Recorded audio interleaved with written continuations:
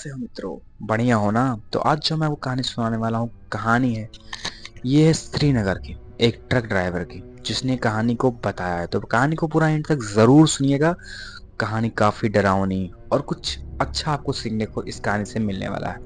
चलिए इस कहानी को स्टार्ट करते हैं। उससे पहले मित्रों, अगर आप भी रियल कहानियां सुनना पसंद करते हो, हॉरर कहानियां जिससे कुछ सुन समझ में आए और सच्ची होनी चाहिए, बनावटी नहीं, रियल कहानी, तो इस चैनल सिर्फ आपके लिए है।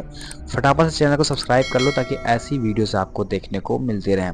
चलो भाई, बिना फालतू की बात के इस कहानी को स्टार्ट करते हैं। दोस्तों, कहानी है रवि और समीर की।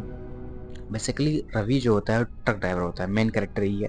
उसका एक दोस्त होता है, फिर एक उसको बोलने हेल्पर होता है। जो इनकी बॉन्डिंग अच्छी खासी होती है रवि और समीर की। वो कंडक्टर होता है और ये ड्राइवर होता है, जो साथ में ही काम करते हैं। मतलब इनका बेसिकली काम होता है ट्रक ड्राइवर का। तो ये श्रीनगर से जम्मू के लिए सामानों को लोड करके पहुंचाकर वापस, यही इनका काम होता है। तो रास्ते में एक ऐसी जगह पड़ती है जिसका नाम है खूनी नाला।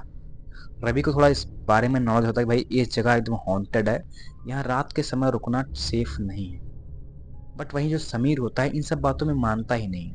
बोलता है ये सब कोई चीजें होती नहीं है, मैं जिसको देखूंगा उसी बातों पे मैं यकीन करूंगा। मुझे इस सब भूत में, भगवान में, शैतान में, इस सब में यकीन नहीं। ऐसा उसका मानना था। तो बेसिकली समय बीतता है, एक आध सब कुछ इन लोगों का नॉर्मल जो होता है दिनों में ही अप डाउन होता है। बट उस दिन रवि को ना चाहते हुए ही रात में ही जाना पड़ता है ट्रक ड्राइवर पे उसी रास्ते, जम्मू श्रीनगर से जम्मू की तरफ। सब इनके पास कोई ऑप्शन होता नहीं, तो समीर थोड़ा सा हिम्मती लड़का है, फिर बोलने की इन सब बातों पे न मानने वाला, वो रेडी होता है चलने के लिए। और रवि और समीर अपने ट्रक में बैठ के सामान को लोड करके वहां से निकलते हैं। वो कुछ दूर पहुंचे ही थे, खूनी नाला के जैसे ही तरफ वो पहुंचने का स्टार्टिंग लेते हैं पहुंचने का, वहां पे इनकी ट्रक जो है अचानक से एकदम से बंद हो जाती है। पता नहीं क्या होता है, उनके बोनट से धुएं वगैरह निकलने लगते हैं। तब यह इसमें रवि बोलता है, यार हम लोग गलत फंस गए, हमको रात में नहीं आना चाहिए था। ऐसा वो सोच लिया था। कि समीर बोलता है, क्या तुम पागलों वाली बात करते हो, डरते क्यों, रुको मैं चेक करता हूँ कुछ गड़बड़ हुआ होगा। वो उतर के जाके बोनट्स वगैरह चेक करने लगता है। जब जो रवि जो है फ्रंट सीट पे वो उस पर सीट पे बैठा होता है, वो देख रहा होता है कि शीशे में पीछे जस्ट उसके एक परछाई, उस बेसिकली जो गाड़ियाँ होती हैं, अगर अंधेरा काफ़ी है और लाइट्स कुछ जल रही हों और कोई आदमी पीछे खड़ा हो जाए तो उसकी परछाई कितनी बड़ी बनती है ना, काफ़ी बड़ी शैडो बनती है। तो वैसे सेम टू सेम जब रवि देखता है अपने मिरर में, उसके पीछे काफ़ी बड़ी शैडो बन रही है। तभी डरते हुए बोलता है, "आ, समीर समीर जल्दी अंदर आ जा, जल्दी अंदर आ जा।" तभी वो जो उस नेट से कुछ सही कर रहा होता है, वो अचानक से उस कुछ नेट का कुछ पार्ट, बेसिकली वो लोग ब्रिज पे आकर होते हैं, एक ब्रिज होती है, उस नेट का पार्ट जाके एक नीचे गिर जाता है।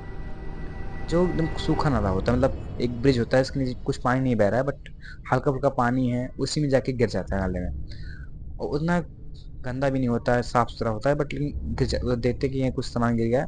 सोचता है कि यार, समीर बोलता है यार, रवि बोलता है यार कि भाई क्या कर रहा है यार, आजा अंदर बैठ जा। बोलता है यार, जो मैं सही कर रहा है, जो भी गड़बड़ है वो जाके नीचे गिर गया है, रुको मैं लेके आता हूँ। क्योंकि अगर उसको मैं नहीं लाऊंगा, इंजन का इतना बढ़िया पार्ट है, अगर वो नहीं लगेगा तो भाई ट्रक स्टार्ट ही नहीं होगी। तो इसलिए मैं लेके आता हूँ। बोला ठीक है ठीक है, लेके आ, मैं देख रहा हूँ। उतर के फटाफट से वहीं पे वेट करने लगता है। समीर जब नीचे जाता है उस नेट की पार्ट को निकालने, जब से पानी में हाथ डालता है, ऐसा लगता है उसके हाथ को किसी ने जकड़ लिया है, वो हाथ को अपने निकाल नहीं पा रहा है। अब भाई समीर की भी थोड़ी फटती है कि यार ये क्या हो रहा है, मेरे हाथ को कोई निकाल क्यों नहीं रहा है। उसने नेट को पकड़ा है हाथ में और उस इंजन के पार्ट को उसने खींच रहा है, बट हाथ नहीं निकल रहा है। तो तभी रवि जो है ब्रिज पे आता चलता, समीर कहाँ रहेगा भाई, जल्दी आ, हम लोग को निकलना है, जगह सेफ नहीं है। ऐसा ही बोल ही रहा होता है। तो यार मेरा हाथ फंस गया, निकल नहीं रहा है। वो फिर नीचे उतर के आता है। लेकिन नीचे उतरते समय रवि एक बोर्ड को नोटिस करता है जिसपे लिखा होता है खूनी नाला। यहाँ ब्रिज के नीचे जाना सख्त मना है।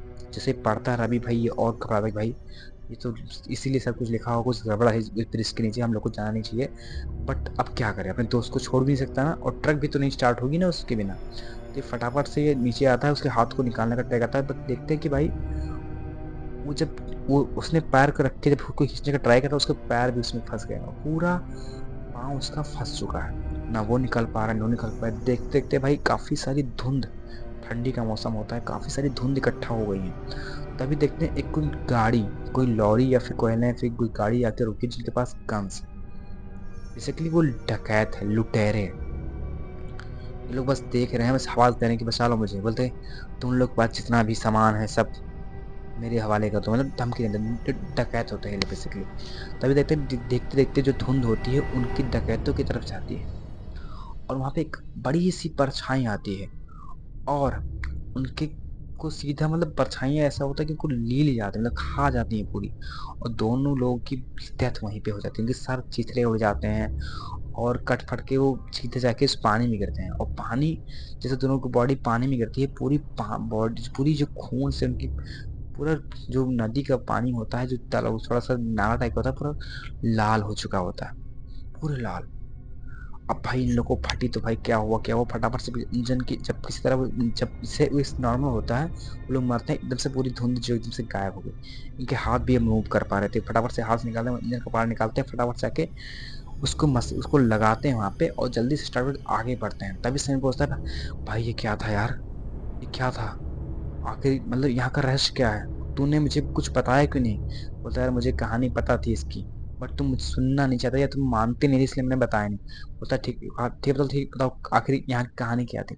तब उसको बोलता है कि बहुत साल पहले जब इसकी मतलब कि ये बनने को स्टार्ट हुआ था ये पुल, तो जो यहाँ के वर्क जो कॉन्ट्रैक्ट थे ब्रिटिश ब्रिटिश ब्रिटिश क्या जो अंग्रेज थे, तो अंग्रेजों ने इस पे जो बनाने के लिए काफ़ी थर्ड क्वालिटी मटेरियल का इस्तेमाल किया। जब यहाँ की वर्कर को पता चली कि भाई इसमें जो आप यूज़ कर रहे हैं वो सही नहीं है, ये आज नहीं कल तो इसको ढह ही जाएगा, तो उसने कंप्लेन करी। तो जो वहाँ के जो अंग्रेज था वो पैसे बचाने के चक्कर में या फिर लालची के चक्कर में बोला ठीक है मैं बात करूंगा। उसने बोल तो दिया कि हाँ बात करूंगा, बट कोई बात नहीं करा।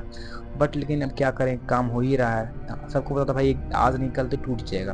तो दोपहर के समय जब काफ़ी धूप काफ़ी तेज आ रही थी तो लोगों ने खाना खाने के लिए उसके नीचे जो पुल बनाया है उसी के नीचे बैठ कर वो खाना खा रहे, तभी अचानक वो पुल अचानक से ढह गया और वहाँ पे जितने भी वर्कर काम कर रहे थे सबकी वहाँ पे डेथ हो गई, सब वहाँ पे दब के मर गए। तो लोगों का मानना था भाई उन लोगों की आत्मा जो है आज भी इस जगह पे भटकती है। और उसमें एक वर्कर बच तो गया था, वो निकल रहा था किसी तरह, बट जो वहाँ का अंग्रेज था देखता भाई ये बातें किसी को बता नहीं दे, इसलिए उसने उसको गोली मार दी। इतनी क्रूरता से उन लोगों को मार दिया गया या उनकी हत्या समझ लीजिए हुई कि उनकी बातों को माना नहीं, जिसकी वजह से भाई वो ब्रिज भी टूटा, कई लोग भी मर गए और जो भी बचा भी उसको भी इसने मार दिया। तो इसे कहना था कि भाई जो लोग बुरा करते हैं उन लोगों को मारता ही है। और आज हम लोग की जान इसलिए बची क्योंकि उस लुटेरों ने हम लोग उस जो आत्मा उस पे थी उसने समझा भाई ये लोग अच्छे हैं, इसलिए उन्होंने जाने थे जो जो लूटने आए थे उनको, इसलिए उसने मार दिया। ये कहानी थी भाई, एक सच्ची कहानी जो एक बुक में लिखी हुई थी। आपके पास जो कोई ऐसी स्टोरी है जो आप शेयर करना चाहते हो भाई आपको मिल जाएगा, मैंने आपको पहले ही बताया है। चलिए मिलते हैं अगली कहानी में, तब तक के लिए धन्यवाद। जय श्री राम।